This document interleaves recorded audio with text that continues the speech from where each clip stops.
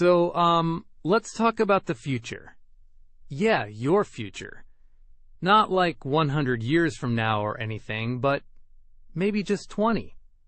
In 20 years, you'll be, around 40 years old.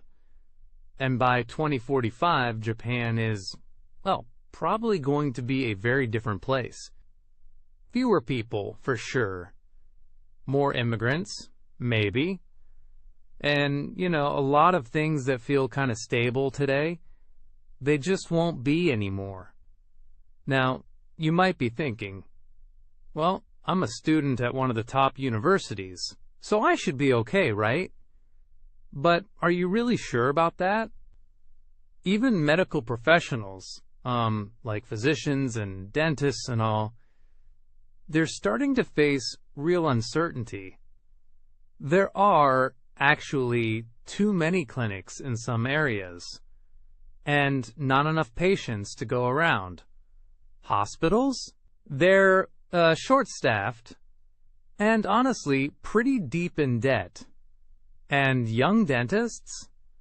Well, many of them are struggling just to stay in business. Like, seriously. But this, isn't just about healthcare. The same thing, the same kind of pattern, is starting to happen in other fields too. AI is beginning to, transform jobs in law, accounting, real estate, and administration. Professionals like lawyers, judicial scriveners, tax accountants, all of them are watching the tasks they used to own just slowly get automated away. And again, fewer clients, fewer cases, fewer needs. Even regular office workers and civil servants? Yeah, they're not immune either. Digitalization is going to change how work is done. And honestly, who is even needed to do it? So yeah, the changes are coming. And they're not temporary. They're structural. Meanwhile, Japan's social systems, like pensions, health insurance, and public welfare, they're already becoming unsustainable. And still, most political leaders, they just don't want to face it. There's this thing called normalcy bias. It's the belief that things will stay the same, just because they always have. But let's be clear. That belief, it's not only wrong, it's actually kind of dangerous. Japan's population is shrinking, and fast. The workforce is getting older. Like really older. At the same time, more workers will, come from abroad. And that's not a bad thing, of course. But it does mean, more competition. And also more cross-cultural communication. Like everywhere. Low productivity companies? They won't survive, not in this new reality. To keep society running, Japan has to raise its productivity. Seriously. That means innovation, fresh skills, and, well, people like you. But only if you're really ready, right? So, what can you do? Well, there's this helpful mindset. It's called defensive pessimism. You imagine worst-case scenarios. Not to, give up or anything, but to get ready. You stay calm. You think clearly. And you plan ahead. Actually, this is how a lot of high achievers manage stress. They expect problems and prepare before they even happen. Now, let's be honest for a second.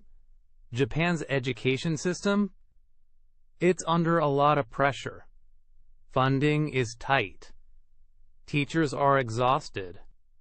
And even at so-called elite universities, a lot of students, well, they're just not that motivated anymore.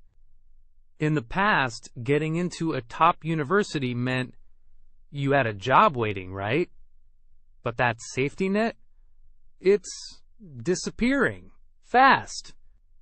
Today, companies want something else. They want people who can think for themselves, who can, learn fast, who can communicate clearly, and who can work across different cultures. Exams still matter, sure. But what you can do? Yeah, that matters way more than what you can score. And that brings us to English. English isn't just, another subject at school.